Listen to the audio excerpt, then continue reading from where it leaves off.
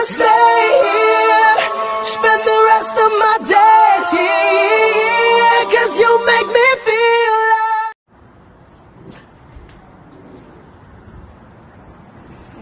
Hi, Bral. Hi, Tessa. Congratulations. Wishing you a lifetime love and happiness. Congratulations once again. Keep the love burning. See you soon. Miss you all. Bye-bye. Hello, Brian and Tessa. I want to congratulate both of you for taking a new step in your journey.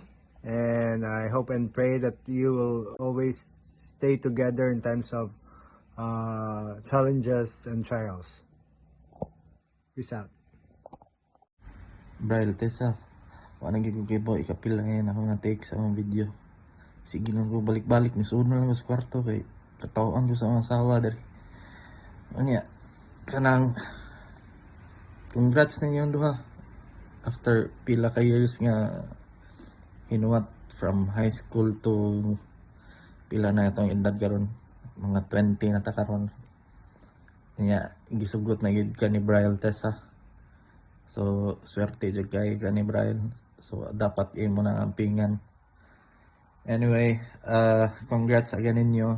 Enjoy mo sa inyong kasal.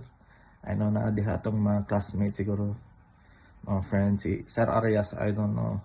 But yeah, see you soon. Huwag makauli po hon. Sayang wala ko diha. Bye-bye. Tessa and Bral, congratulations. So this is the most awaited wedding of all. Solcas, finally. Miss you and love you. Best wishes. Bye-bye. Hi, Brian. Hi, Tessa. Congratulations. Amping. Hello everyone, good day. I hope na enjoy mo diha tanan. To Brian and Tessa, congratulations. Finally niabot na gid ang moment nga mag-tie up na gyud mong duha. And problema sa marriage na gyud na di gyud na malikayan, as long as walay mo surrender and always put God at the center. According to my mother-in-law, before me nagminyo, she told me that no return, no exchange. So, maora gyud na. Diri lang ko nagbuhat no, kay di ko kabuhat ani sa balay kay kantsawan ko sa mga asawa, ako na di ko tibuhat ani. But yeah, para sa inyo ako nagibuhat.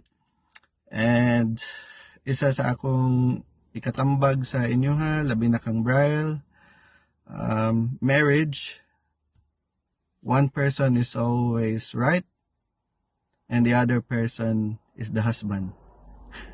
So happy wife, happy life, maura gyud na, wala ing balaod sa marriage. So good luck, enjoy, and wishing you all the best. Cheers. Congratulations mga Chacabels. No, finally, di na gid sila for me. Lovers forever na gid sila in town. Hinaot nga malipayon mo kanunay forever. And whether na may family or family of dogs or family of pets, bisag unsa, whatever, you know, happy ra gyud mo and you will continue to reach your goals together. To English bitaw serious. I hope happy ra gyud mo forever both.